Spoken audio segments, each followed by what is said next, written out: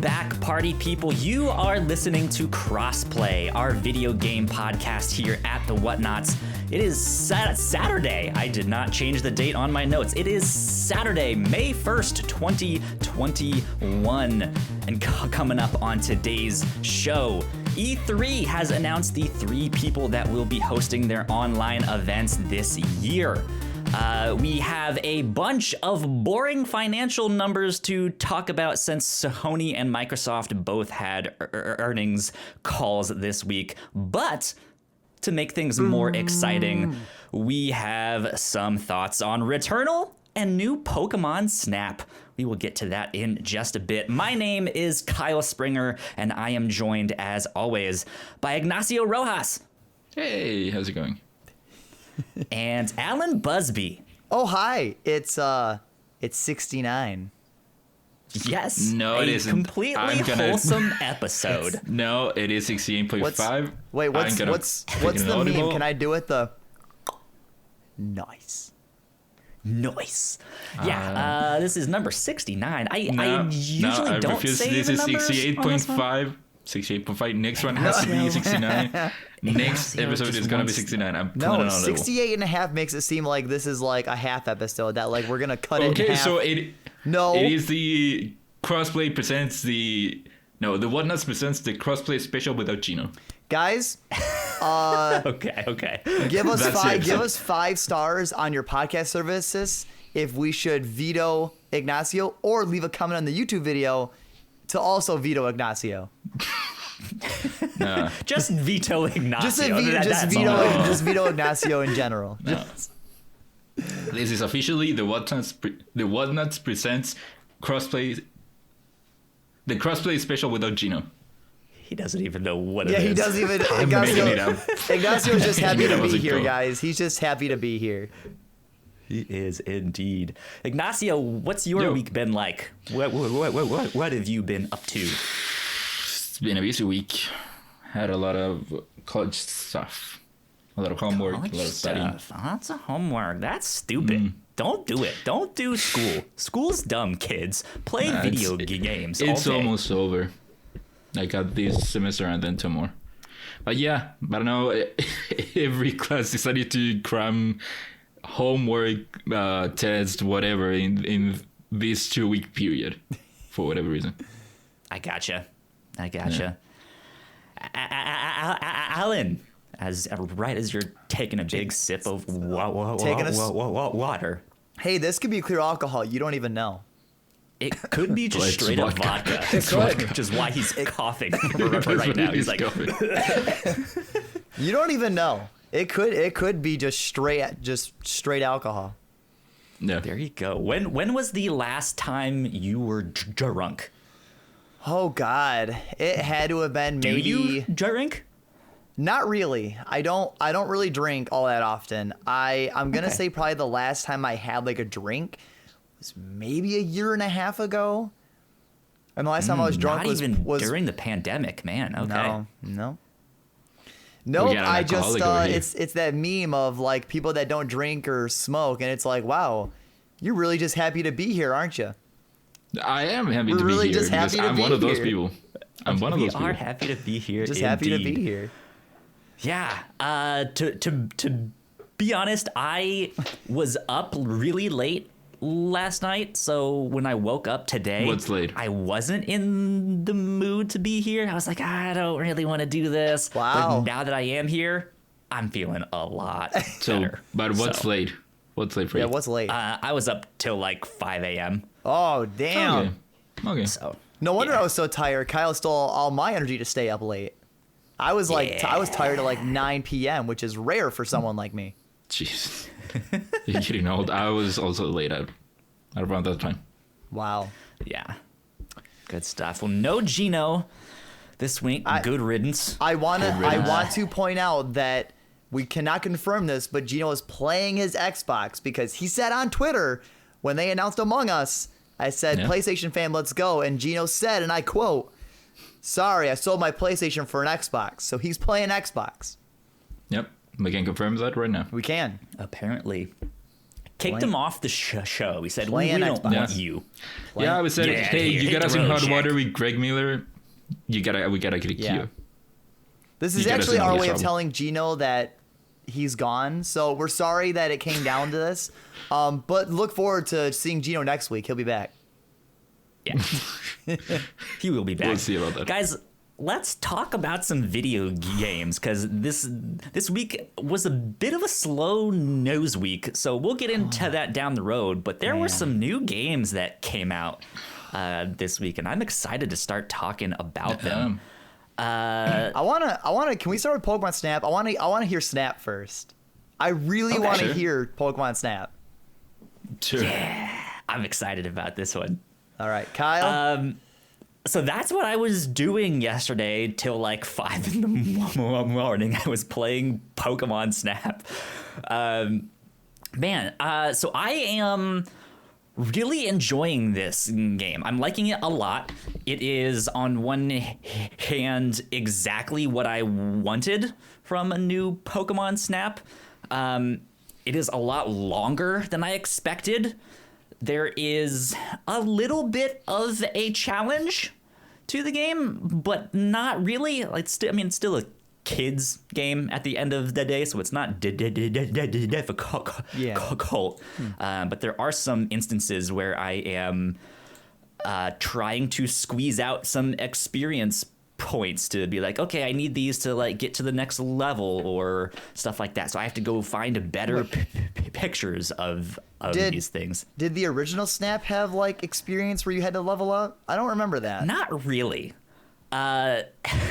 So the original Pokemon Snap came out 21 years ago. It can drink. It can be sitting there with Alan with his water bottle That's right. full of vodka, sitting there being like, "Yeah, I love this game." What you're not seeing is that behind that camera, every time a level ends or begins, he's just taking a sip before he starts getting those shots. Right. Why do you think it's always like, why the camera Taking always kind of shots does while this? getting shots, right? You know, That's right. You know what I mean? Exactly. No, that game was like 3 hours long. Like, there wasn't much to that game, and like it holds a place in my heart that is super nostalgic. But I also recognize that like it wasn't really fully featured back then and stuff. Like, it was pretty shallow.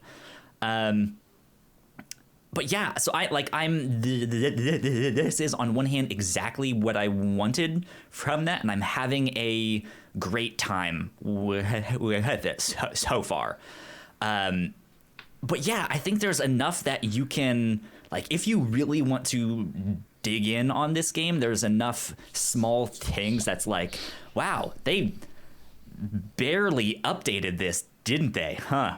Okay. So there's nothing really new that was added besides more Pokemon.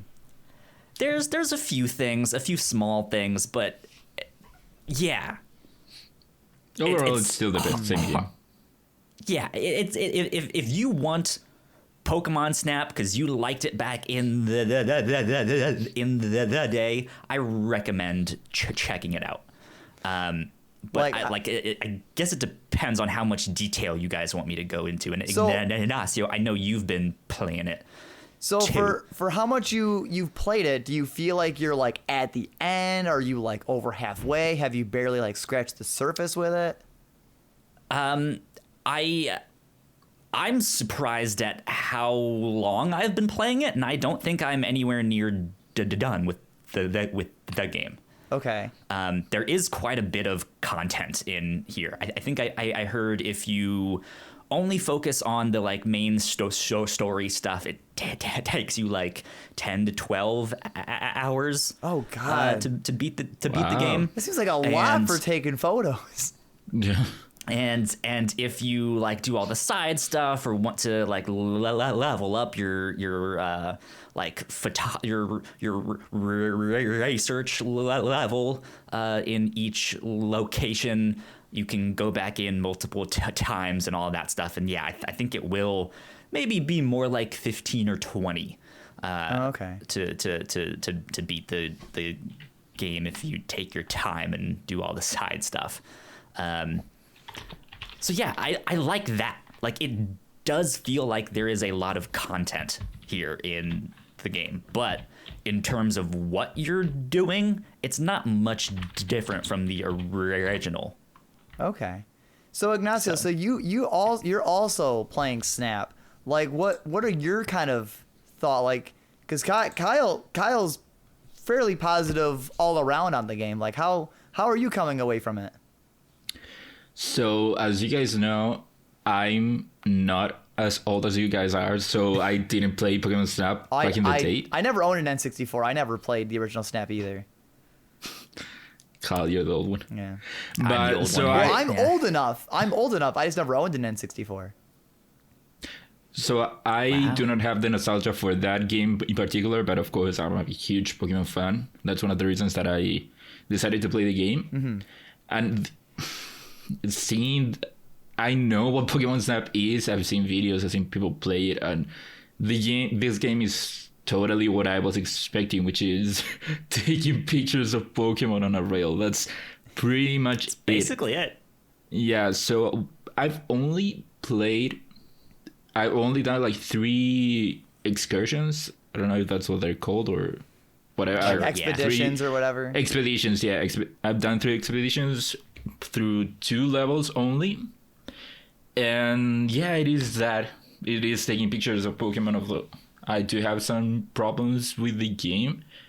For example, it is way too easy to miss things because you are going on a rail and you cannot control that rail. It keeps going.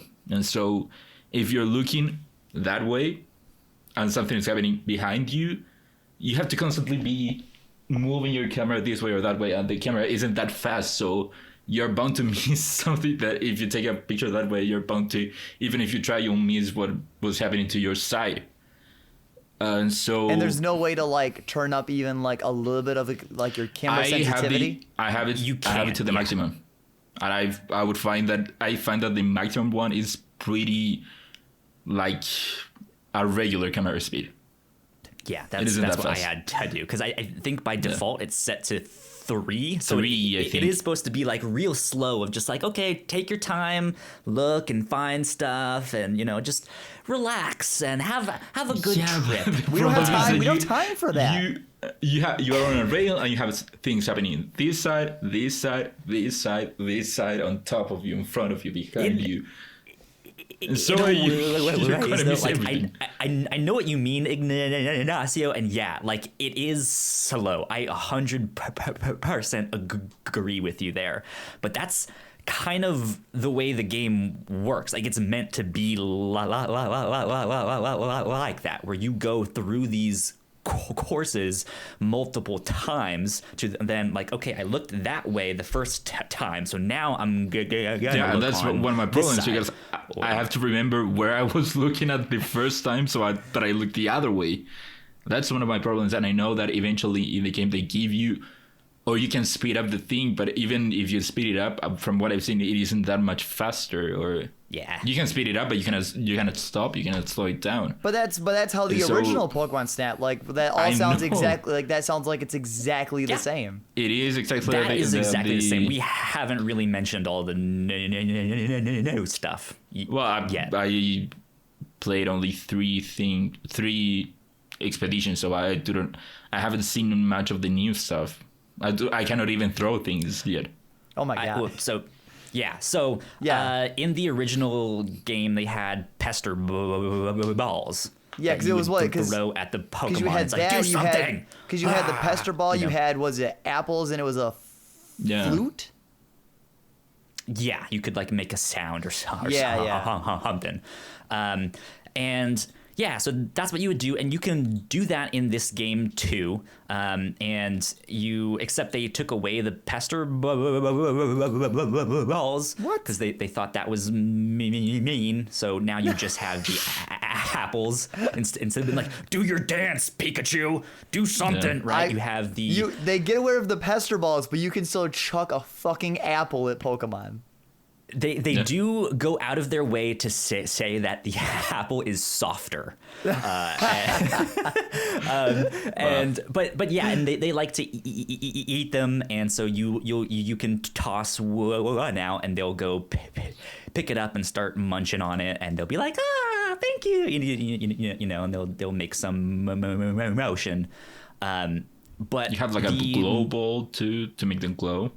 Yeah, so the new stuff that's in this game is that each like section of, or like each course is in like a different section of this like set of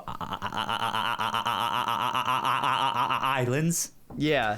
And so like each one is a different biome, and there's all sorts of different Pokemon in each one, but in the region that you're in, which is called the lentil region, they have this phenomenon that makes Pokemon glow. And you are eventually given this thing that you can throw at them, and it will make them glow. There are certain Pokemon that have not experience, that's not the right word, but there are these flowers like in the environment that also have that glow, and if they eat them or stuff like that, so it can be naturally occurring. You might see one out there, or you have the ability to make them glow, which kind of like in the original game doesn't really do much. Kind of like in the original game, you want a Pokemon to go somewhere, so you'd like throw an apple or a Pester Ball to kind of get them to go somewhere to cause the phenomena to happen. Exactly. Yeah, so the game basically is the same as the original one, but with more things. You have more items, you have a variety of things that can happen to Pokemon, like glow, or there are these bigger glowing Pokemon. And so I would say it is the same, but with more things. So if you like that type of game, it is the same. Yeah. Also, one of the other things that I didn't like, or that I'm not liking now, is that so you take pictures of Pokemon, and depending of the quality of the photo or what the Pokemon is doing, the professor will give you like 1, 2, 3, or 4 stars for the photo. And so you have this kind of like Pokédex thing, but it's like an album. And so for each Pokemon, you have like a photo for 1 star, for 2 stars, for 3 stars, for 4 stars. And so those stars represent the rarity of the action that the Pokemon is doing. Once you finish the course, you can only give the professor 1 photo per Pokemon. Well, yeah, isn't that kind of how the original was a little bit? No, you could give. But you can give multiple photos, but you cannot give more than 1 photo of 1 Pokemon. Yeah. And so my problem is that if you capture, say you're going through your first time capturing like a Torterra, for example, and you get a 3 star, that will fill it up the 3 star thing. Yeah. But all the other 1 star or 2 star photos, those do not account for anything. You'll have to go back again if you want to fill it up, so that you take a 2 star photo, or at the end you choose a 2 star photo to fill it out. And so my problem is that you can only choose 1 photo of a Pokemon per run, and you got a 4 star and you got a 3 star, you'll only pick the 4 star, but the 3 star will just get discarded, and you'll have to go again and try to get it. Even if you like the 3 star more than your 4 star. I mean, no, yeah, you can pick the 3 star, but the 4 stars, you want the 4 star. It's rarer. Yeah. So if you get a 4 star, you'll want to keep it. Yeah. Because it's rarer. So that's one of my problems, that since you can only pick 1 picture of a Pokemon per run, if you pick a good one, you have to let go of other ones which could also be valuable, but they're gone. You have one that is more valuable, and you have to go back again and try to get it again, the other one. Yeah. You can still save them so they're in like your gallery, but you can't turn them in stuff anymore. Like that. Right. Yeah. So I want to ask, since both of you have played Snap, then, and I haven't, but I know all the first one. So I've been seeing a lot on like Twitter and like people talking.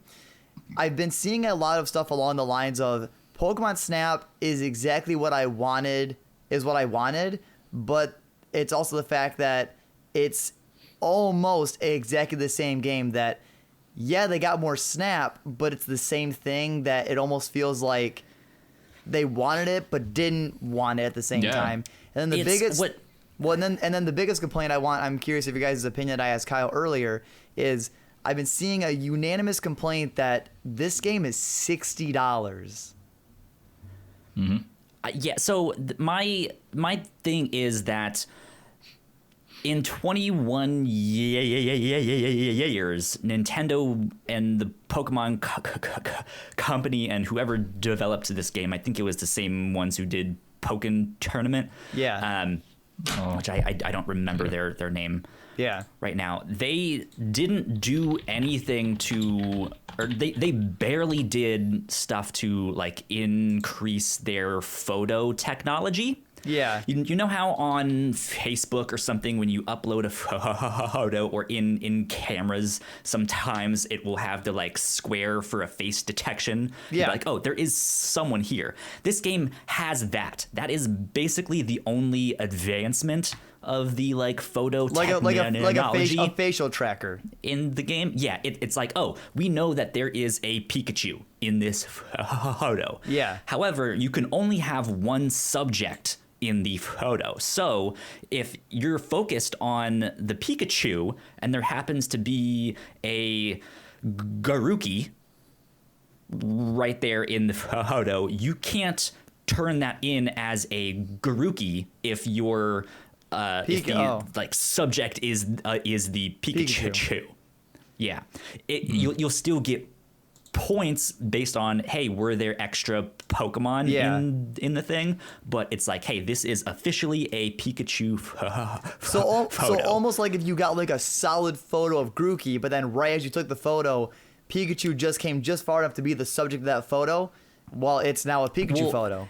Sure, that could happen. But the complaint that I have with that is that it's a little bit difficult to get that subject off of, like, so if I am sitting there being like, I want a Garuki photo, and I'm about to hit that button to take the camera, and then I see a Pikachu come in the back, go around, and I want to follow him instead, the subject is kind of sticky, like the facial recognition thing almost like it has like a magnet feel, like you try to move it and it like tries to snap. Exactly. So it will eventually get to Pikachu, but it's not like, oh, boom, I can just, move it to that. Yeah. Kind of similar how you can use an analog stick to move freeform, but you can use the D-pad on a controller to just snap to something. It should have been kind of like that. And it, that's sorry, go.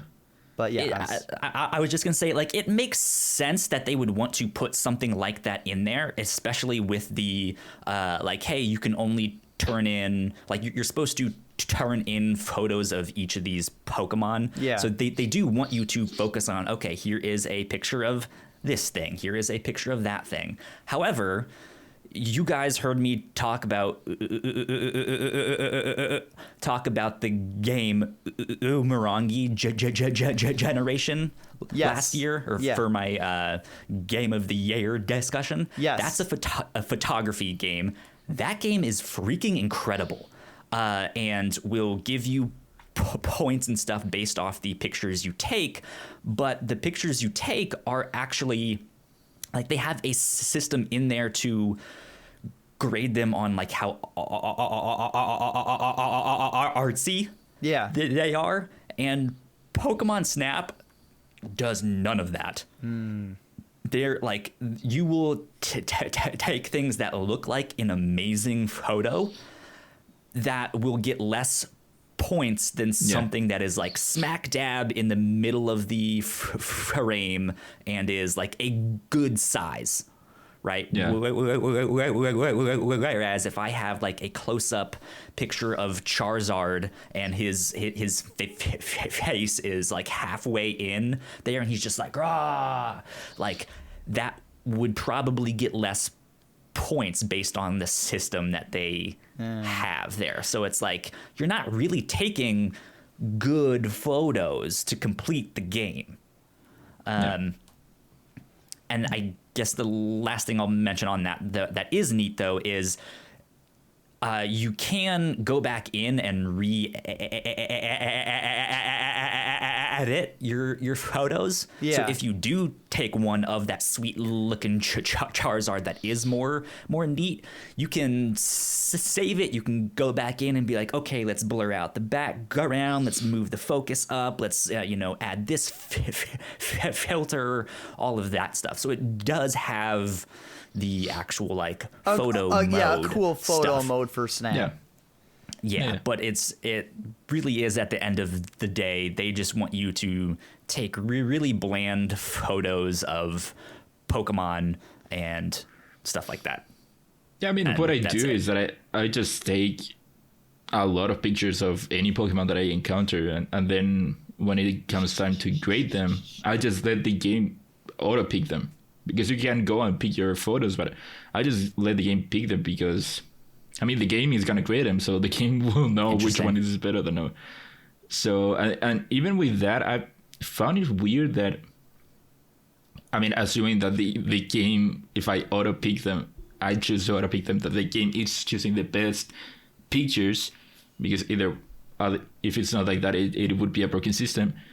I have found it weird that it has happened that I've taken pictures of Pokemon that I thought, okay, this one is gonna be a good one. This will give me like at least 2 stars. And then the game picks one of the Pokemon looking the other way, just walking. And that, like, why?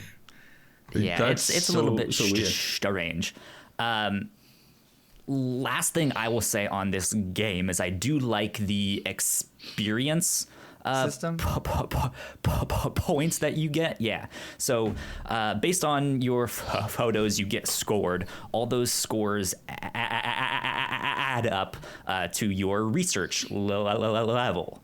And you start out on research level 1 for each location. And as you get better shots, the Pokemon get more used to you and stuff like that. So they get more comfortable, and if you get up to level 2, then when you go back in that location, the things that the Pokemon are doing are different in didn't know that. there. Yeah, because it does bother me that it seems like every Pokemon is not looking at me. Yeah, and so as you get more items to make them do stuff, Just Ignacio, and why are your you looking at me? Look at me. Yeah, they will start to do different stuff. So, for example, in that first course, Ignacio, when you look off to the right side, I hate knowing which one is my left and right here. I'm terrible because I'm one of them dumb kids. When you look off to your right, you can see all those buffalo Pokemon. Yeah. They're there. Yeah. When you get to level 2 and 3, they are in the path, like right there. Oh, nice. There's another instance in that same course where Bidoof, you can see, is working on building a dam. Mm-hmm. And by time you reach level 3, he has finished building that. And now it's like a new part of the course you can go on. Oh, nice. I didn't know that. So there are certain spots that, yeah, you will get to make a choice of, do I want to go right or do I want to go left, and do all that stuff. So there is some exploration, and I like how the courses change as you level up and get all of that stuff. So it does have a lot of replayability in that sense, which is why cool. I was like, yeah, it's going to be like 15 to 20 hours to see everything in this game. So there is quite a bit. So I think at the end of the day, a lot of people are going to be like, yeah, it's just more Pokemon Snap, not really worth $60. But I think if you were a fan of the original game, or if you just like Pokemon in general, I think there's a lot that you can get with this game. And I think it's not great at $60, but it's fine. Yeah. Okay. I mean, Alan, to your earlier point, I think that people have nostalgia for the game, and the game was. I don't think it was ever good, but it was a product of its time. I mean, I think it might have been the first Pokemon game on a console, and so I think that's why people gravitated towards it then, and then so people have nostalgia for it, and I think that's one of the reasons that people wanted Pokemon Snap, not because of the game, but because of nostalgia, and so they are getting more of it. Again, what I said before, it is more Pokemon Snap. I truly think Pokemon, like, because I never played it, so my only real thing is, from what I've been seeing and just from what I know of Pokemon Snap feels like it does have the nostalgia sickness. Like, to Ignacio, to your point, I think you're absolutely right, and I think that because you're so correct on it for the nostalgia factor of Snap, I think that's why this new one isn't as loved, because it's the fact of like, oh, something from your childhood of nostalgia that you love so much. You think it's amazing and you wish you could have more. You wish you could have it back in today. But then when you finally have it, it's fine, but it's not what you remembered. Like, you almost kind of wish you didn't have it or didn't wish it were so bad because it's not as good as you remembered. I wouldn't necessarily go that far. Like, I still want this and I'm enjoying it. But I mean, it's not like, whoa, this was not the like...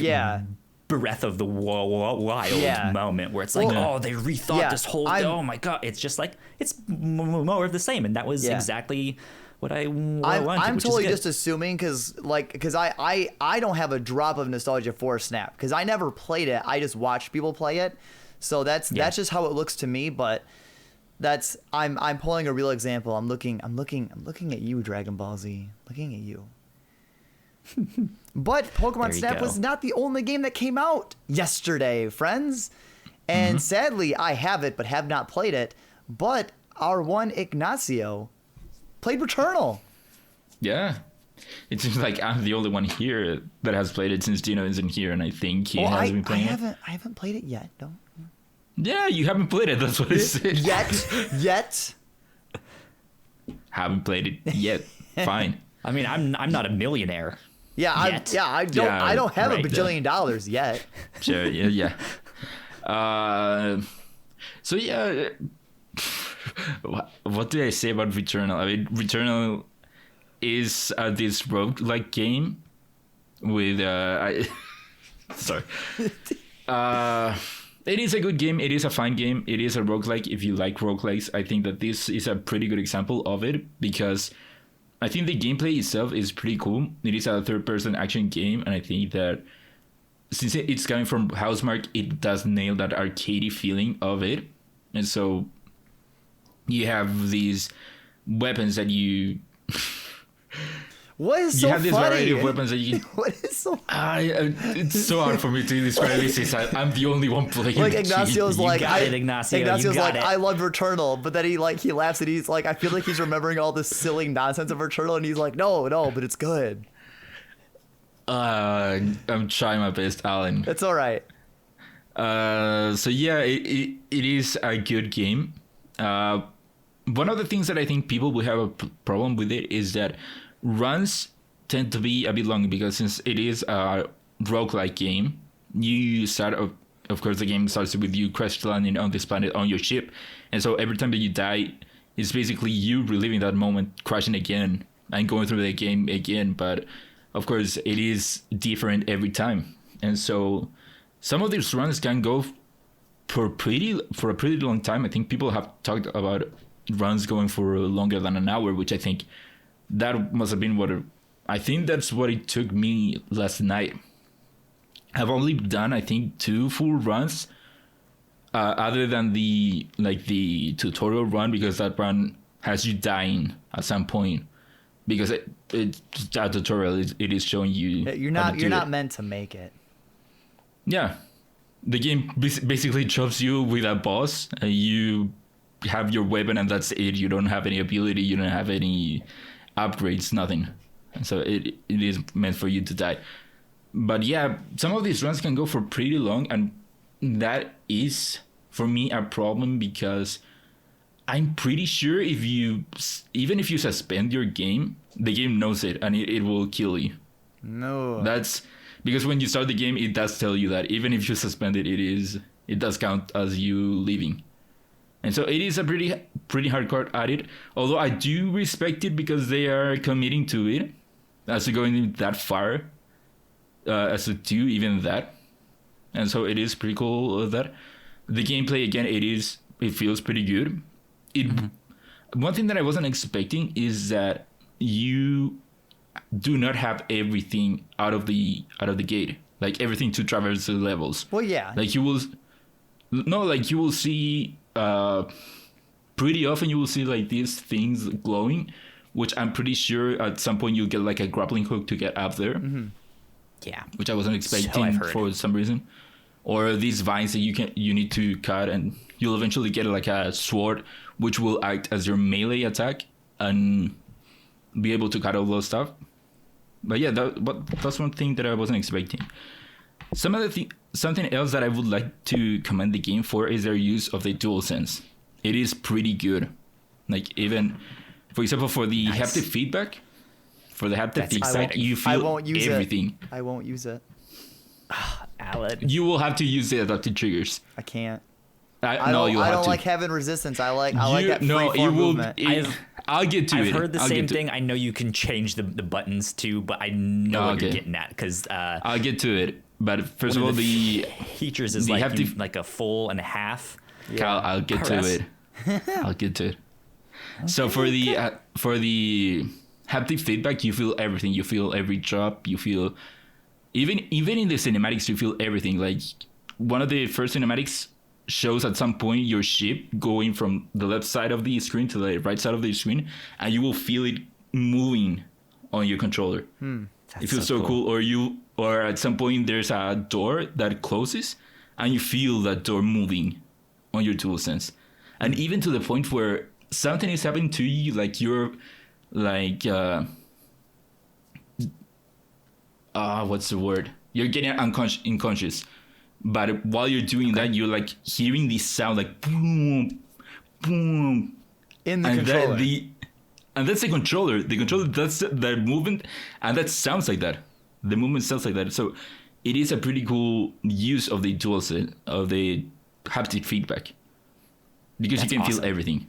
And then for the adaptive triggers, Cal, where you were talking about, you pretty early on you get this device that gives every weapon like a second fire mode.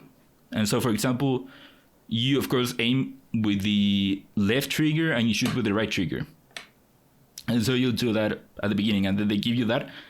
And so if you gently do the left trigger, that will just aim, but if you go all the way, it will change to the secondary mode.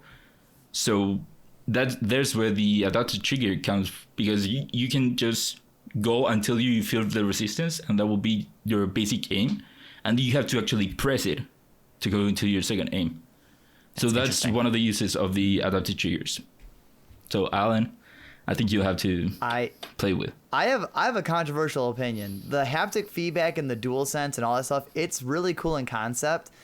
But guys, like this is me coming down as like the hot take that I always like bring this random opinion shit in.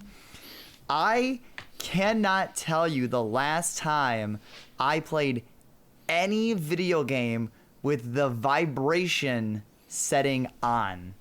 I never like it. Like they had to. Do you ever just have fun playing game? Do you ever have fun playing games? By default, it was on, and I tried it for Astro's Box. I was like, oh, this is the cool hype thing for PS5. The adaptive triggers, the haptic feedback. It's the new tech, and it's cool. But like, I think it is a good use of it. It is, and I mean, probably Returnal's great, probably other games. But like, ever since I finished Astro's Playroom, I switched my settings back to how I play every game. I turn vibration off. I turn the triggers where it's just freeform click, because while they're cool settings, for me, and this is totally my own opinion, when a controller vibrates, it kind of annoys me.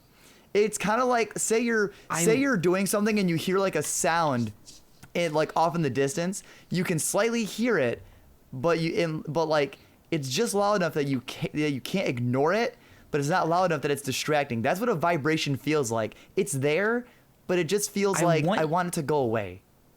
I want you to report back when you actually do play it, because I want to know how the game, because I'm assuming you have that set on like a universal level of just like, hey, turn off the haptics and all of that. I don't have the controller stuff. settings off. I have it on my account. So if you play on with a controller on someone else's account, those settings are there. If you play on mine, they're all off. So I'm wondering how the game will treat that then. If it will still give you that full and half press, and it just won't give you the feedback then. I know you can change the controls, because I was listening to a podcast where they said that they didn't like that feature, and they just did like my R1 was the secondary fire instead, but I'm wondering if it will automatically switch them for you, or if you still have if I leave Returnal settings on,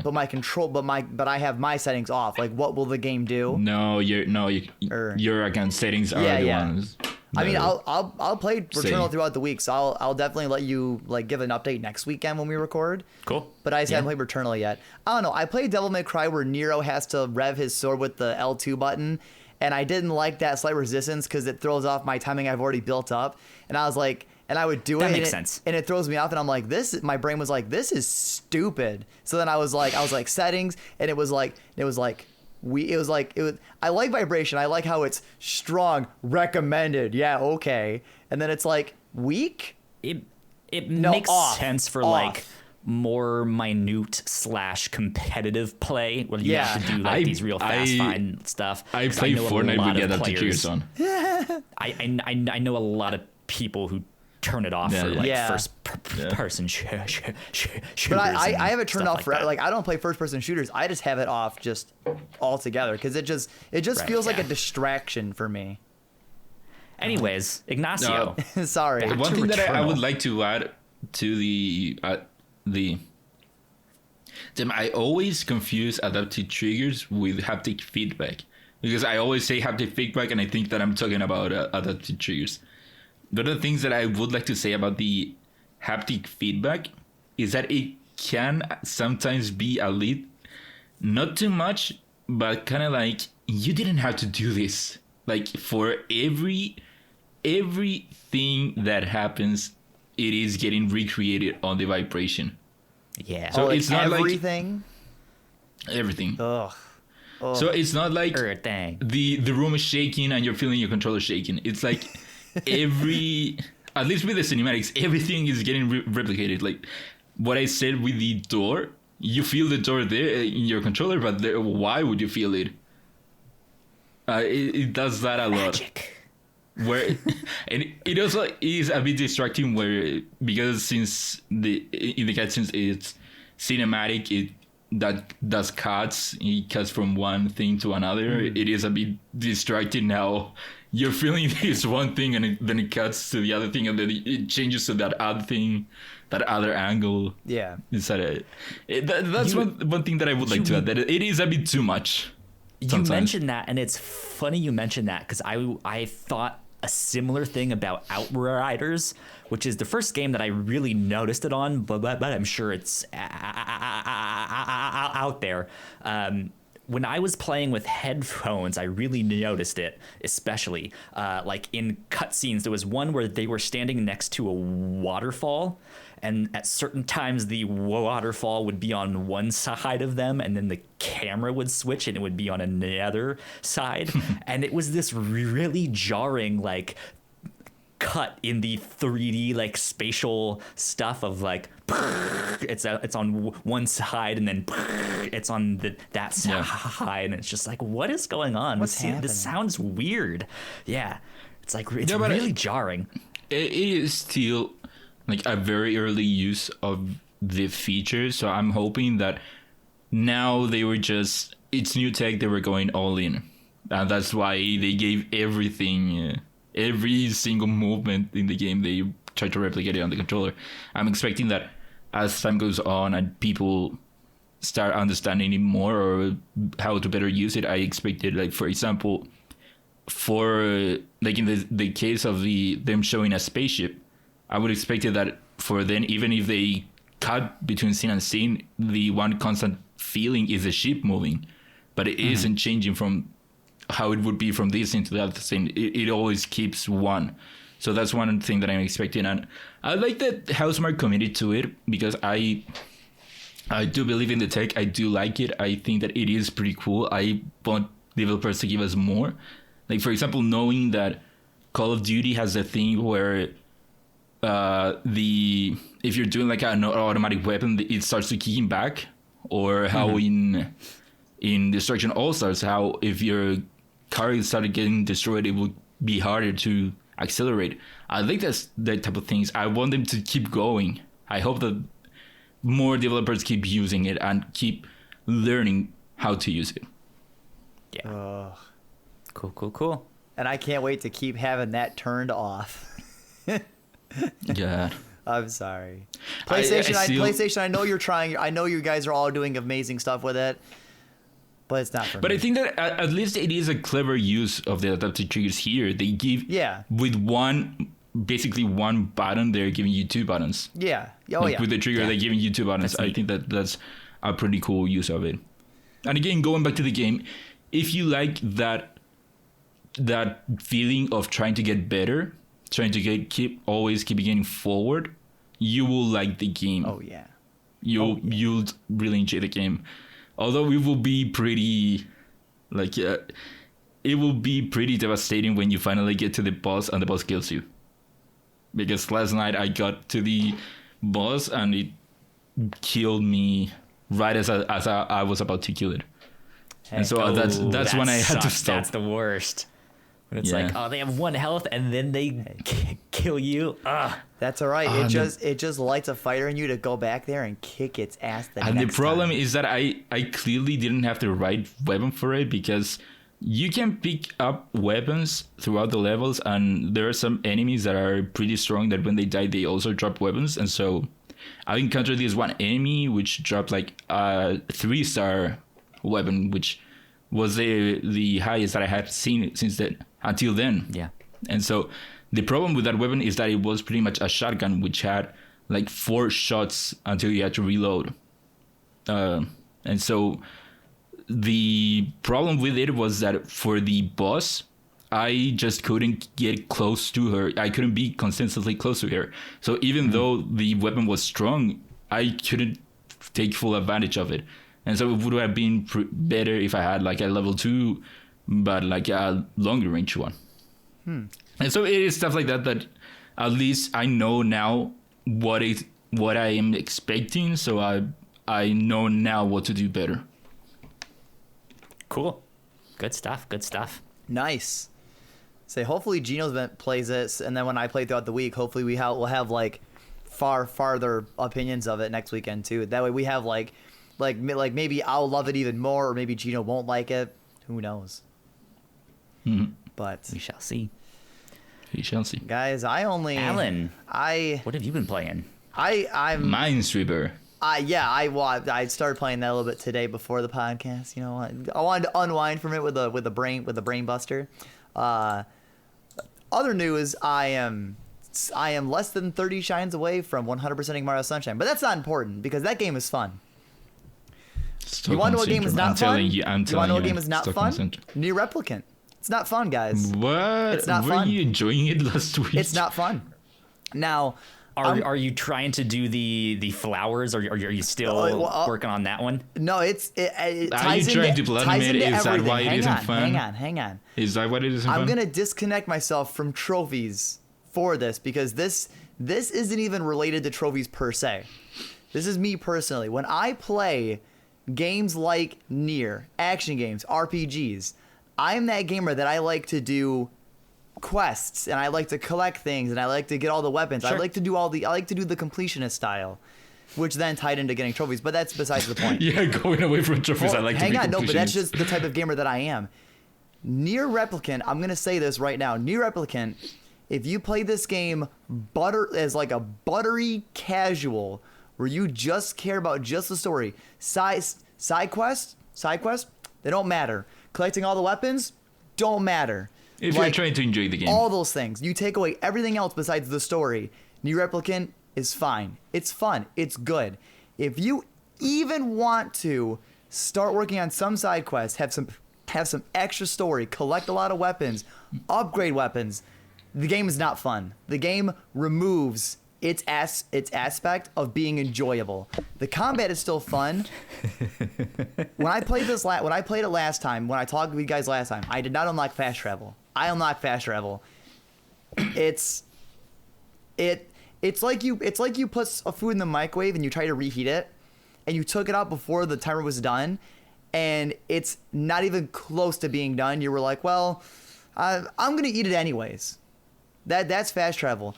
You're telling me instead of running across 2 maps to get to a town, I have to run out of my way from that place to go out of my way to the fast travel station closest to me to fast travel over there, but fast travel only 1 map over, so then I still gotta run almost an entire another map to the town, and that's my fucking fast travel? Fuck old you. Game is old. Fuck you, game. Oh, I want to upgrade my weapon? Well, guess what? You have to go collect the material. Okay, where is it? Oh, outside of a side quest, a random side quest, it has a stupid low drop rate, and you can only find it in one area from one enemy that's 2 floors down. You kill it. Oh, you didn't get it? I'm sorry. You have to leave the entire area to get it to respawn. Like, why do you ruin everything? I was listening to Austin Walker talk about this on Waypoint Radio. Yeah. And he's enjoying the game for the most part from what I understood. But yeah, he was like, man, some of those side quests, he was like, ugh. He was talking about the flowers one where you have to like do all the flowers. It's stupid. And God, I just hearing him explain that and how you have to like cross breed them and you don't know how to do that exactly, and there's like and it's in real time online of like it's in real time. On real time. He was like, this, wow. Now, from everything I had played in Nier up till actually this morning is where my opinion soured on the game immediately. I enjoy the story. The story is actually the strongest part and probably one of the few redeeming factors of the actual game itself, and that's about it. But like, and I get that the game's old, and Yoko Taro is great because he made Automata, and Nier still is a great game. But my God, the game feels like it was designed. It feels like you tried to build something.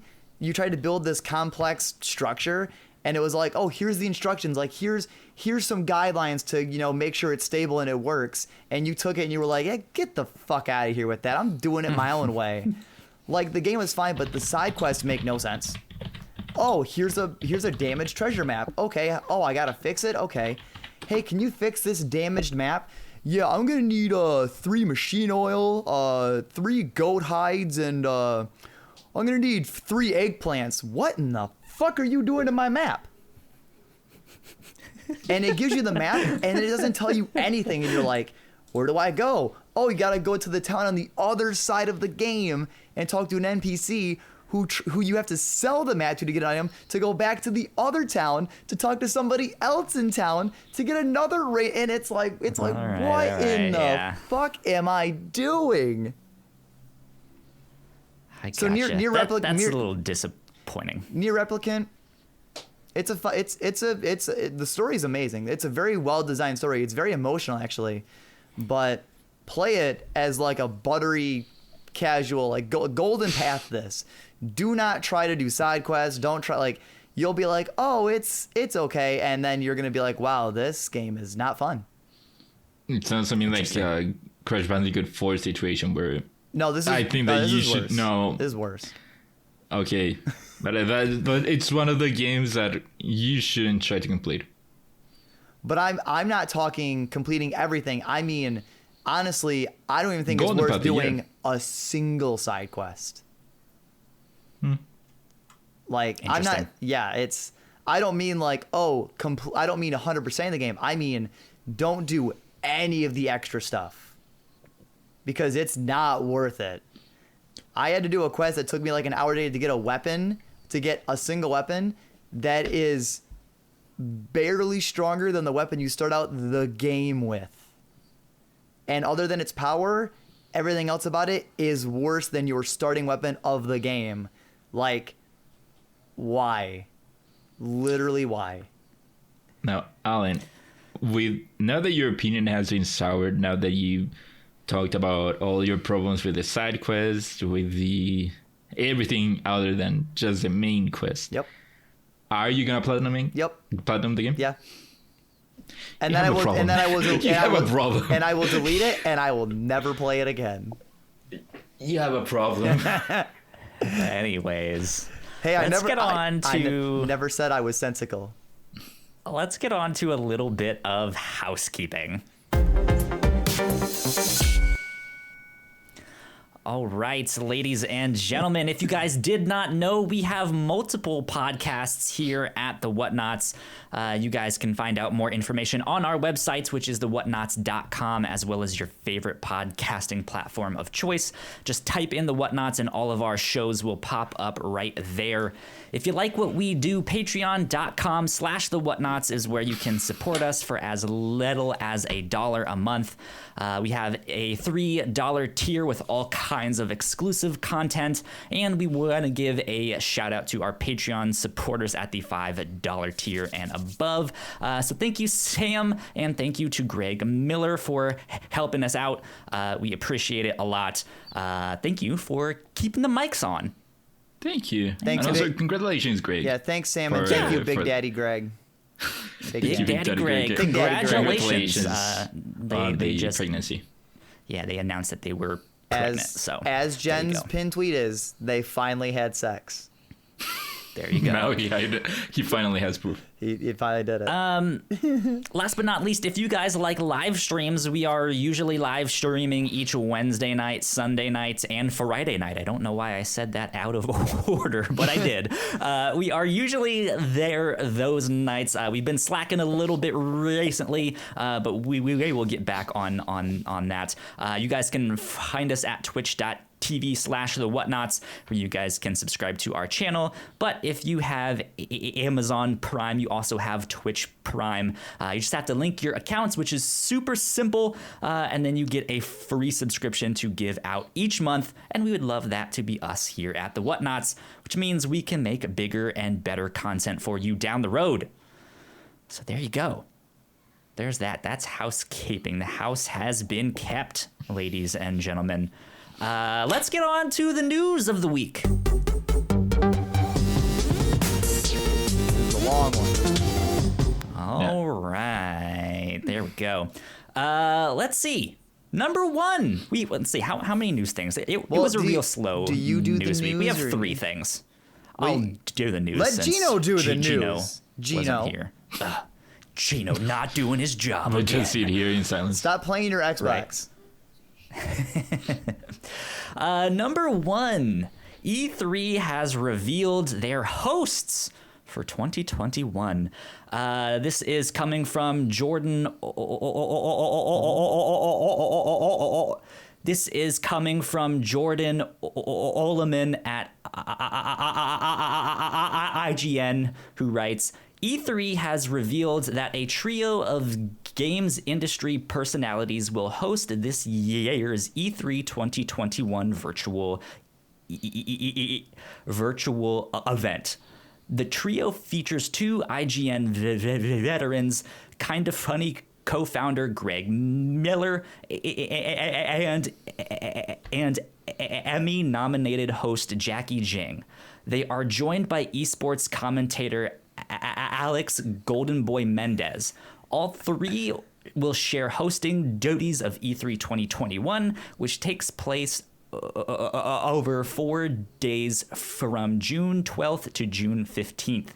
The host will provide in-depth commentary on the events of the show, as well as taking part in publisher and developer interviews across the 4 days.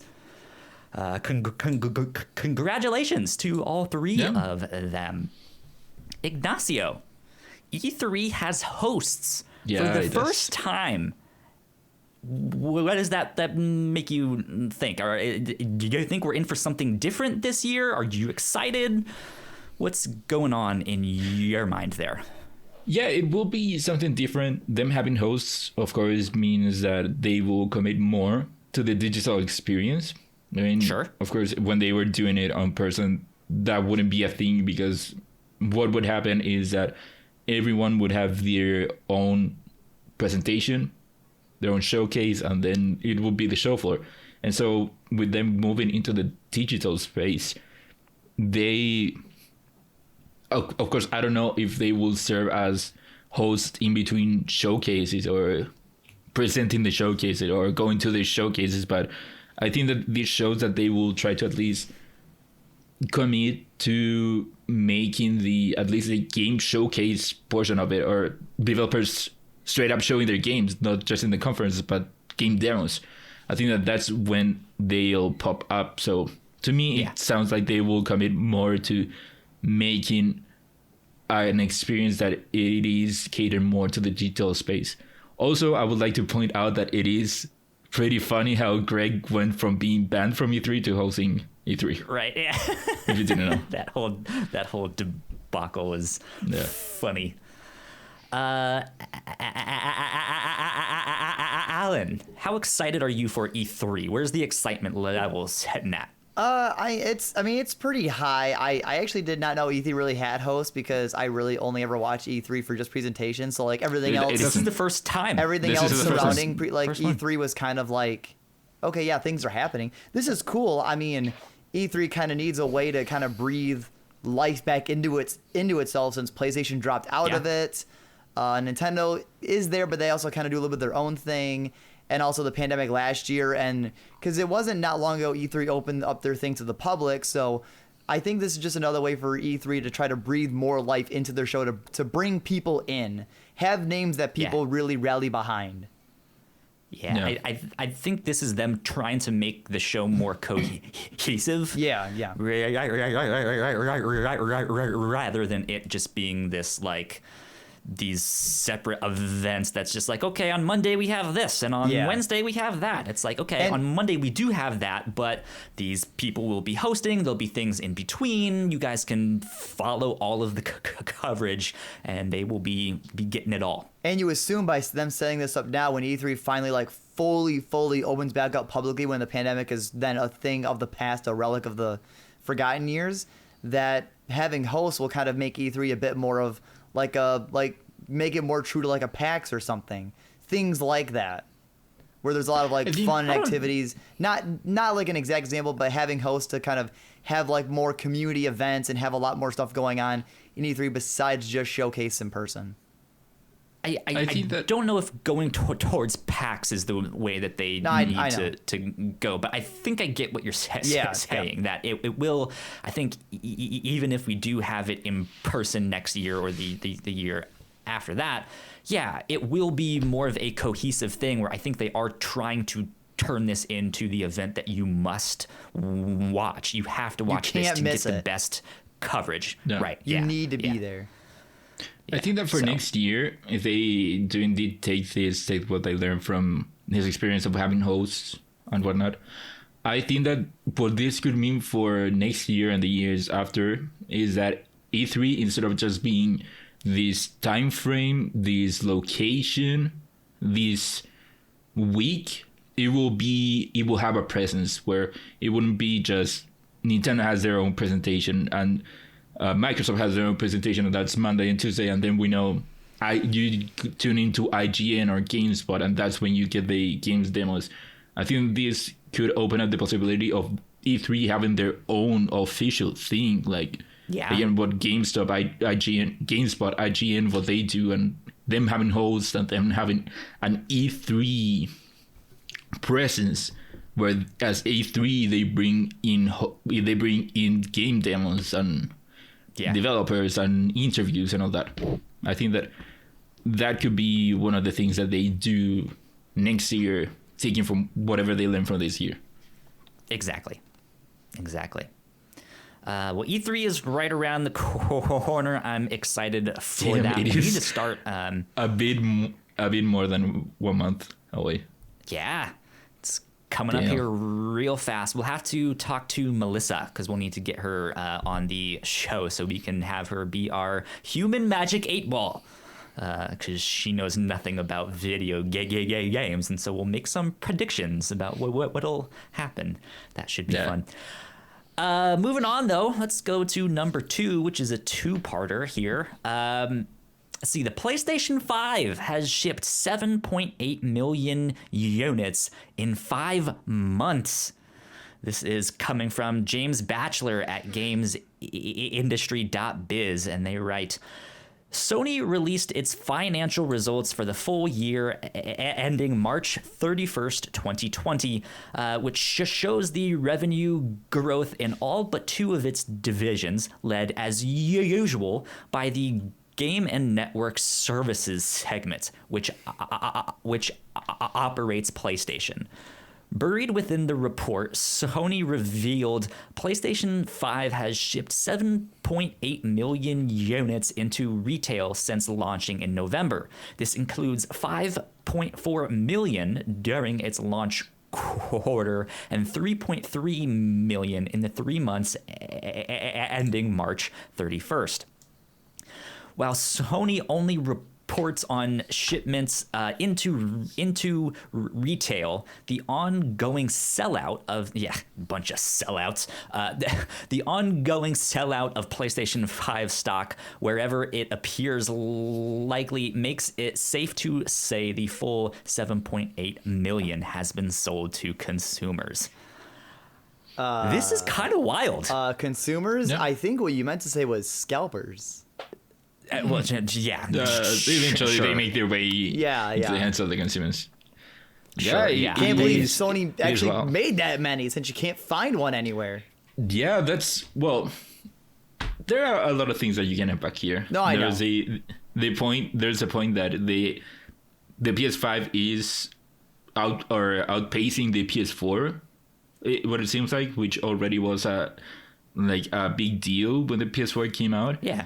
And so, you do have the thing where you see consoles sell out and you cannot find them anywhere, but you have to take into account that unlike for the PS4, the PS5 had a global release where it came out throughout the world on November, whereas for the PS4, it was mostly US and other countries, I think. Interesting, yeah. And so what surprises me more than that is that they were able to make that many consoles considering that there is a semiconductor shortage going on.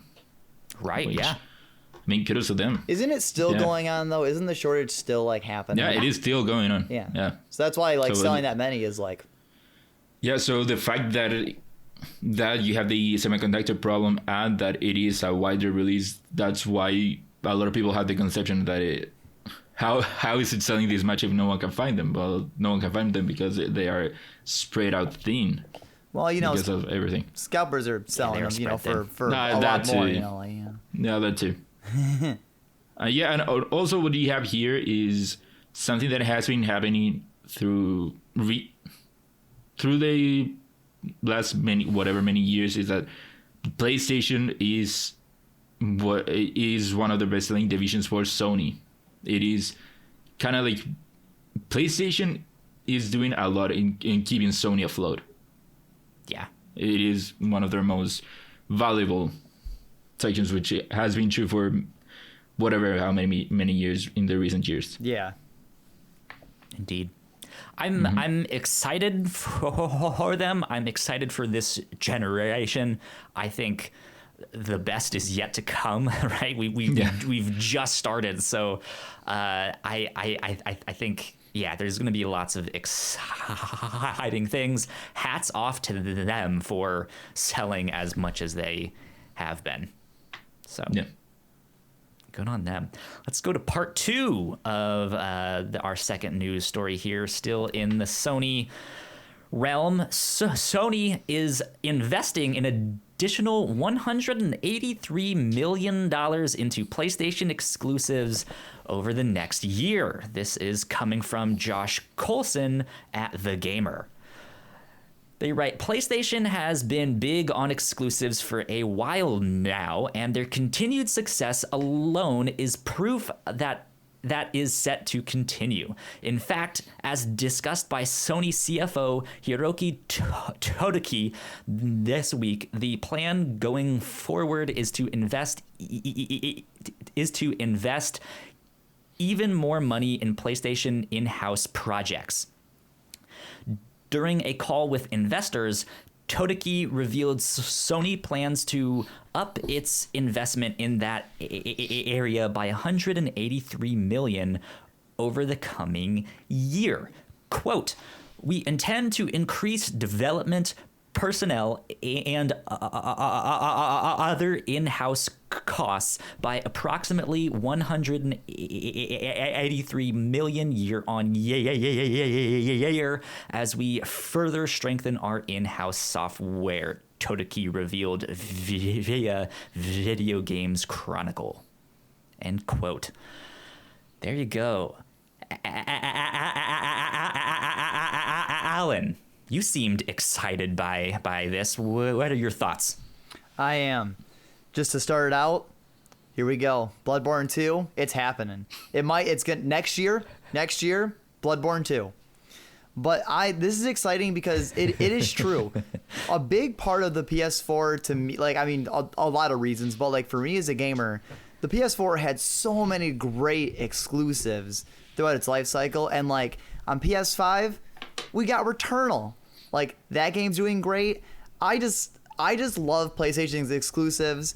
I believe exclusives are a big part of being on a specific platform, and that's why you come to that console for the games that are going to be on that console. And Sony owns so many great IPs, so many great companies work with them and develop for them. So them investing more in exclusives to have specific experiences on their system with adaptive triggers, with the PS5 generation, all of these cool tools. This is exciting, and as you said, Kyle, this is a generation I cannot wait for.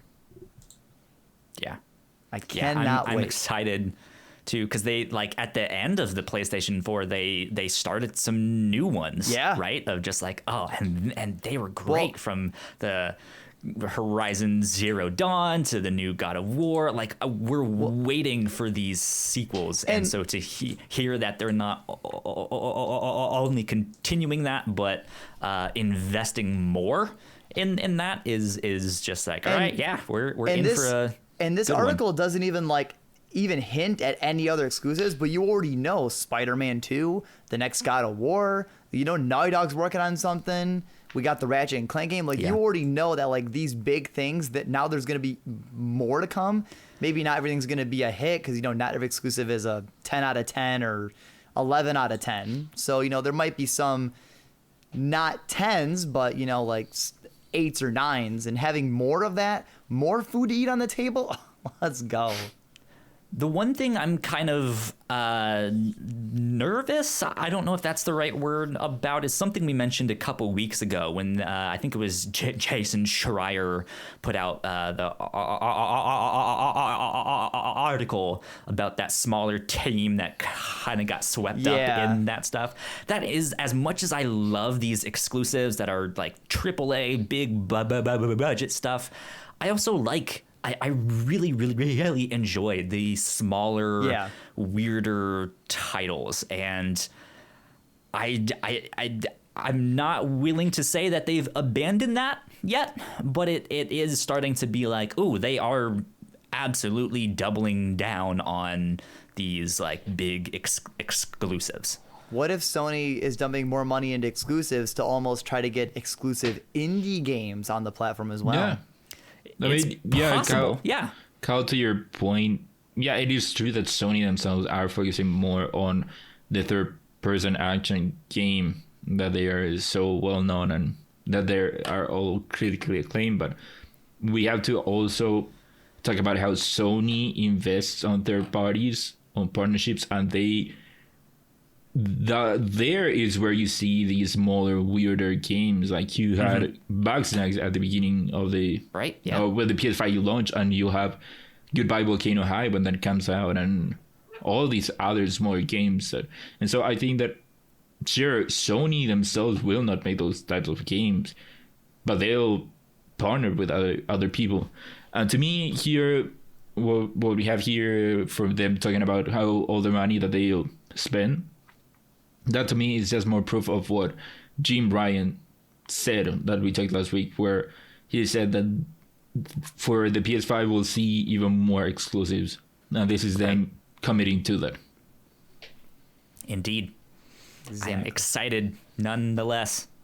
Mm-hmm. Let's switch to the Microsoft side of things, because they also had their earnings calls.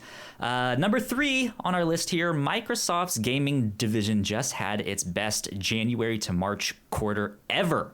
This is coming from Rebecca Valentine at IGN, and they write, in its earnings call today, or this past week, Microsoft reported gaming revenue was up 50% year over year, jumping from $2.35 billion for the same period last year up to $3.53 billion this year.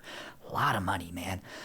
It's not a record quarter overall, as Microsoft's gaming revenues for October through December of last year spiked past $5 billion for the first time ever during that 3-month period, thanks to the new console launch. But it is a record. It is a record for the January through March quarter, which is traditionally more of a quiet one for gaming companies following the busy holiday sales season of big new releases.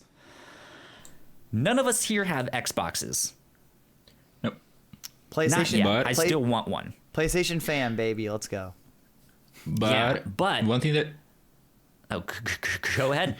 No, one thing to note that I don't know if the article had it or if you didn't pull it up, but I've seen people talk about how you have to take into account that Microsoft bought Bethesda, and with that they own their games, and so all the sales of Bethesda games, even going back to Skyrim, which still to this day sells, all those are revenue for them. And so all of a sudden they got this huge catalog of games that now they're making money on. So apparently or at least I think that's probably one of the reasons. While they had this spike. Yeah, that is a good point. Yeah, I'm excited to see what Xbox does. I still want to get an Xbox Series X. I haven't really looked yet though, but like my excitement that I mentioned for the PlayStation, right, where it's like, dude, we just started and we've already got some good things. Like I'm that same level of excitement for Xbox and what Microsoft has, because I want to jump in on that. The stuff that I've played on Game Pass for my PC has been wonderful, and I love it. And if I can get that on my console where I can play while I'm in bed on my 4K TV, that's gonna be amazing.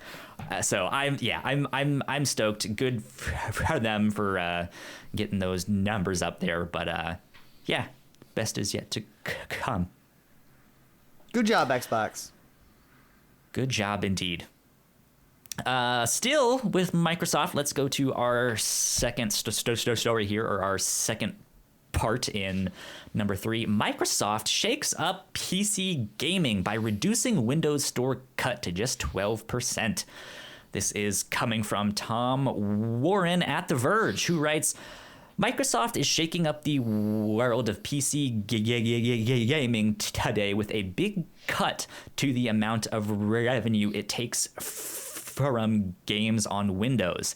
The software giant is reducing its cut from 30% to just 12% on August 1st, in a clear bid to compete with Steam and entice developers and studios to bring more PC games to its Microsoft Store. Quote, game developers are at the heart of bringing great games to our players, and we want them to find success on our platforms, says Matt Bodie, head of Xbox Game Studios at Microsoft. A clear, no strings attached revenue share means developers can bring more games to players and find greater commercial success from doing so. End quote. I think this one is exciting too. It's good for developers.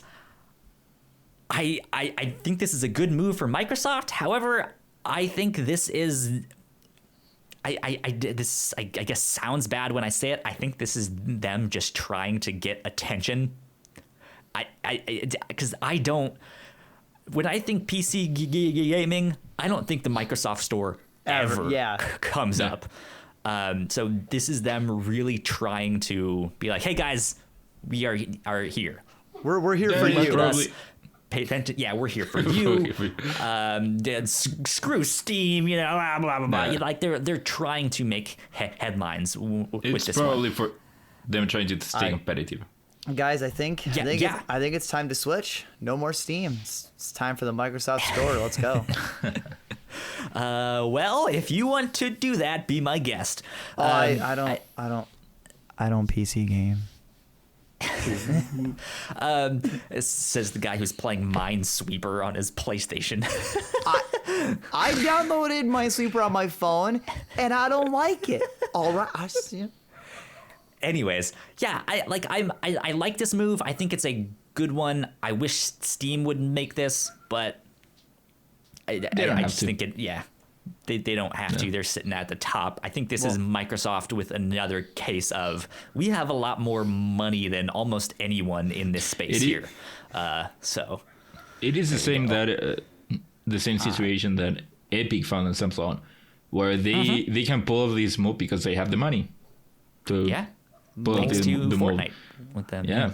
And so, it is good for developers. Of course, they'll get even more money from games sold on their Microsoft Store. But yeah, this is probably Microsoft trying to stay competitive. Probably, yeah. I do think this is also a good move in terms of what Microsoft has been doing with Game Pass and with their cloud gaming stuff. We keep hearing talk of, if your game is on Game Pass, then it boosts the sales numbers. And if they can, I know they also have the hey, if you have Game Pass, here's the button to go buy the game right there. So I think if they can make it as simple as that and it be cheaper for the developers to get more money that way, hell yeah, that's a great move, just to make it all super simple. So there you go. That's all the big news that we have for this week. So Alan, I will toss it over to you for the new and notable section. Of course. Okay. Well, I'm actually changing something really quick. So there's one specific news story I want to talk about in new and notable. But our new and notable, first up, Apex Legends has added a new 3v3 arenas mode, which features more focused combat that takes place over multiple rounds. You're gonna jump into Apex, some 3v3. There's 3 of us here. You do some squad. No Apex. We can beat. You guys aren't cool enough. No. Well, no Apex. Yeah, it isn't my type of game. Yeah. Luckily, since we're not gonna play Apex though, we could play Super Mario Party because Nintendo has released a free update for Super Mario Party on the Switch, and it adds online play for a few of their modes, including the regular Mario Party, partner play, and mini games. Really, the modes you would play. Yeah. The modes you play. About time. You gonna play Super Mario Party? Good for them on that move. No. Little too late though. A little. I think, but hopefully this is them. Trying to take those 1 or 2 steps forward to make sure that they still remain 10 paces behind everyone else. I think they should have just made a new Mario Party, honestly. They should have just made a new one. Yeah. I don't know if it is necessarily too little too late. I think it would have been better if they had done it earlier. Sure. But You're saying this is not too late? Pandemic. This is not too late? You're going to go play some Super Mario Party? Whatever that game came out? Yeah. Online. People still play Mario Kart. People still play Nintendo games. True. Their family games keep selling. True. People keep playing it. Wow. And so that's why I don't think it is too late. It would have been better even if they had it at the beginning of the pandemic. Would have been great. Well. But yeah. At least they did it. They did it. Well, guys, mark your calendars, except for Kyle. Ignacio, mark your calendar. Resident Evil Village for really PS4, 5, Xbox Series X, S, and the One, and PC, May 7th. Mark that calendar because you're gonna finally get to play the Resident Evil 8 Village. Hell yeah. Thirst may now be completed. Yeah. Also alongside that though, sadly Resident Evil Village multiplayer mode though did get delayed. Oh no. I don't know how many people are super sad about that, but okay. Cope with that? This isn't the multiplayer mode's not Mercenaries, right? Because Mercenaries comes with the game, right? I don't know. No, this is something. Oh, see, I don't even remember what it was. It doesn't even whatever the hell it is. Something like that. It doesn't even stay in my headspace. But PlayStation fam, Among Us is coming to PS4 and 5 in 2021, and it is crossplay. I just figured why Alan wanted us to play the game on PS4 because it probably has trophies. I just couldn't figure out why. You have Among Us already. I was wondering why now. Why does it want to play it now? And it just clicked for me. It has trophies. So Star Wars Jedi Fallen Order is getting a PS5 and Series version soon. Because whether I play Among Us for trophies or not is not really a part of the conversation, but the game comes out in this year with Ratchet and Clank exclusive costumes and aesthetics. Yeah. Nice. Well, speaking of trophies, I might go for the Fallen Order Platinum again. Yeah. If it has a separate list of it. If it doesn't, no, why? It's a good game. Yeah, speaking of trophies, the Jedi Fallen Order Platinum, it is a good one to get. I didn't get it. I didn't like the game. Wait. You are consistently. So you play. I can't trust your opinions on things. You play Nier, even though you're not liking it. You play Nier to a point that you will even not. though he didn't like it. No, and didn't understand it. You play Nier, a game that you liked until you started getting the trophies, and you're trying to platinum it. And then Fallen Order, you don't go for it. What is wrong? He's a masochist. He likes to hurt himself. He likes to torture himself. No, this platinum is too good. It is too good. I would have so much fun time. Let me go for this other one that I'll just suffer. I just came here to have a good time, and I honestly feel very attacked. But so to end off new and notable, the news story I wanted to move in here to talk about a little bit more is this past week, Toys for Bob, the devs behind the recent Crash Trilogy remakes and the Spyro remakes, and I believe Crash 4 as well, is now working on the next Call of Duty. I do not feel know about that one. I think Toys for Bob did Crash 4. I know I'm that looking it the up right devs now. for the trilogy and 4 are different. Yeah. I just cannot remember. So it might not. what It the might other be one. the. I may have wrote that down wrong because I believe Crash Toys 4, for It's About Bob did Time Spyro is and Crash Toys 4. for- Vicarious did the trilogy. Vicarious was There the you one go. that did the trilogy. My mistake. But Yeah. this new, like, just to talk about a little bit more, this bummed me out because Toys for Bob did a great job reimagining the Spyro trilogy despite having some hiccups here and there with the trilogy. But then being able to make their own like sequel to Crash 3 and Crash 4, despite that game having some bloated content, Toys for Bob proved themselves that they can make on like the next Spyro game, or they can work on other games of their own because they proved themselves to be capable. And being just shoved to work on the next COD is a bummer because they also suffered layoffs as well. That's not in here, but Toys for Bob also experienced layoffs as well. Yeah. That sucks. Yeah, it sucks. It is the same that what happened to Vicarious Visions, how they got sent to Blizzard. It's disappointing. They had something good going on. Why? Because man, Toys for Bob could have made a killer Spyro 4. Oh my god. Yeah. Man. Damn. But yeah, I just wanted to mention that one because that one hurt personally because I like, despite it being long, Crash 4 and those games, they really did it. They did a great job.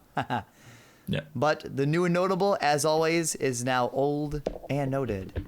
So it's time for the lightning round.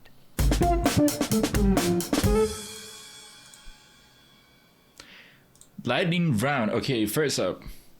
It seems like Sega is teasing a new Judgment game with some short clips released on the title's official accounts. So this is of course exciting. Sega put out like this countdown clock. I don't know when it ends, but it is most probably counting down to a new Judgment game, which would be pretty exciting. Oh yeah. They recently put out Judgment on PS5 and the series consoles. And so Judgment deserves a sequel. Oh yeah. I will very much like that. And especially now that after having Yakuza Like a Dragon, which moved away from the series traditional gameplay, Judgment had that gameplay of the original series, and I think it might have been the best gameplay of the series. And so I'm excited to get more of that, hopefully. I still have to get into that. All the Yakuza games. I have to go back. Yeah, if only I actually finished Yakuza 0. Oh my god, why didn't you finish it? Next up. So, Kyle, not you, Alan. Cal, you should play Judgment. Alan, you think I would finish like Yakuza it. 0. Okay. Next up, IO Interactive may be working with Xbox on an exclusive fantasy RPG codenamed Project Dragon. This one was interesting. Yeah. I don't really know what it is. No one really knows what it is yet, but it involves a dragon. We know that IO is working on the James Bond game, so do they have more than one team? I think so. Apparently. I'm not exactly certain. But yeah, this is an interesting one that they now have 2 games in development, and I know a lot of people are wishing and hoping that Scalebound is coming back. I don't think this is that. But it's a little bit of a sore spot to have a Xbox game with a dragon in it. So there you go. Okay, next up, iOS now has a support for DualSense and Xbox Series controllers. So, pretty good if you're doing remote play. So I'm still not playing on my phone. xCloud. I'm not. Or xCloud if you're doing that. Now that xCloud came to iOS. And lastly, The Last of Us Part 3 has a plot, but it's not being made yet. So apparently we'll get a Last of Us Part 3. Yeah, at least they have it in their back pocket. Yeah, exactly. Yeah, because I didn't need Part 2. I ended up really liking Part 2 and what they did with it. I don't need or want Part 3. Yeah. But it is that thing. They know it makes them a shit ton of money, and especially with the TV show coming up, if that is a hit, I guarantee you we will not only get the remake of the first game, but they will greenlight this third one. Oh yeah. So I mean, even if not, I'm pretty sure they're gonna just greenlight the third one anyways. Because why the hell not? You're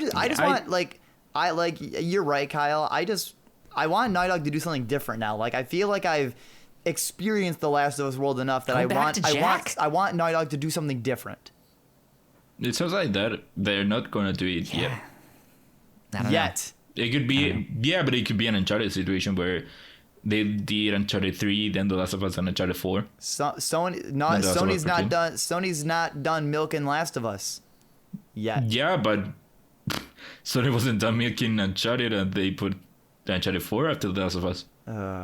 I'm pretty sure that they'll jump to another game first and then go. It makes sense. The remake of the first game has to come out first. You know, it makes sense. You gotta lead us into, you know. I think that we will get a different game before Last of Us Part 3 comes out. I Probably, didn't need yeah. The Last of Us Part 2, and you guys know I have mixed feelings on it. I would prefer now to get a Last of Us Part 3 so that I can hopefully salvage the mixed feelings that I had with the ending of The Last of Us Part 3. Oh, Grasping at straws there, Ignacio. Grasping at straws. Yeah, you're not supposed to that's grasp it, about Ignacio. for It's this wrong. week, though. There you go. That's all the news for this week, guys. Let's do this. Alan, what are you excited for this week? Kyle. I get my second COVID vaccine dose on Friday, May 7th, but Nice. to me personally, since I don't go outside, that pales in comparison to finally seeing the one, the only, experiencing the big mom Resident Evil 8 Village. It comes out Friday. I'm excited. Nice. Hell yeah. Good stuff. Good stuff. Ignacio, what about you, my friend? What are you excited for? Playing more Returnal and playing Resident Evil 8 at some point. There you Let's go. go. I am excited to keep snapping those pictures in Pokemon Snap and getting done with that game because I also really want to hop into Returnal. Not Resident Evil Kyle, because I don't want to play that one. What would be your legit reaction if somehow you're playing Pokemon Snap and near the ending, it just completely switches and it becomes like a horror photography game? It'd be interesting. I try it out because I like Pokemon has never. Like, what are they doing? I need to watch this. Kyle throws the infected no, I apple at wouldn't like that. Pikachu, and it all changed from that moment on. And then he spoke. What you threw that at me for, bitch? Just like, what? Kyle's like, I want to look away, but my camera moves so slow. Yeah. I'm on rails. I can't do anything. Yeah, so I'm excited for all of that stuff. Man, games are good right now. Wait, they're hitting. Video games are cool. They're slapping. Yeah. They are slapping. Yeah, that is about it. So, Alan, where can the people find you on the internet? Guys, I'm almost affiliate on Twitch. Come watch me play games on Twitch. Twitch.tv/AzurePKK. And maybe I'll make less or more sense over there. I guess you're going to have to tune in to find out. For more bad opinions on video games, go follow Alan on Twitch. Maybe the guy that is trying to complete Mario Sunshine will make more sense. And your Twitter? Oh yeah, well I'm at Alan Busby. There you go. And Ignacio? The people can find me on Twitter at Ignacio Rojas B. That's IGNACIOROJASB. And I would like to say that look forward to next week's episode 69 of the show. Because we might have something special for that episode. Again, this wasn't episode 69. I should just clip out like sections throughout episodes of Ignacio just talking to try to create a cohesive conversation of Ignacio talking to himself and just upload that as episode 69. Look, it is a bit difficult trying to translate everything from one language to another. No, I don't mean. true. I just That is mean true. trying to pull clips of you having like a conversation, but just you, and splice Okay. all of it together and be like, "This is Crossplay episode 69 featuring just Ignacio." But again, this has been the Whatnauts presents Crossplay without Chino. playing his Xbox. There you go. You guys can find me at Yo Kyle Springer on Twitter. Go like, share, subscribe. This stuff, if you like it, we can be found on Twitter at the Whatnauts if you guys want to stay up to date with all of us there. We do have some exciting stuff coming up down the road, so be on the lookout for that. I won't say exactly what it is yet because we just want to make sure it happens first. And then we can get super excited. But be on the lookout for some really cool stuff coming down the road. I do want to give a quick shout out. I got to do a dream interview with a creator of some audio drama podcasts.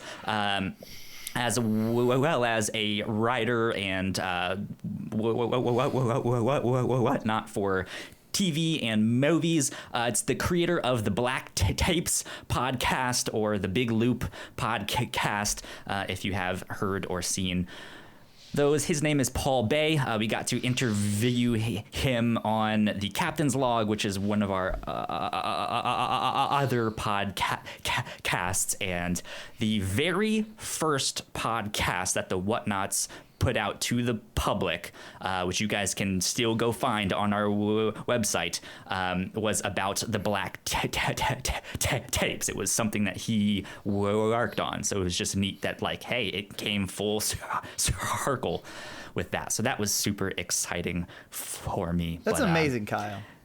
It's amazing. Yeah, thank you. It was a lot of fun. But that wraps us up for this week of Crossplay, episode 69. 69 of Crossplay. We will see you all next week. Again, what a nice episode. The Whatnauts presents Crossplay without Chino. We look forward to seeing you back here on episode 69 next week. Bye.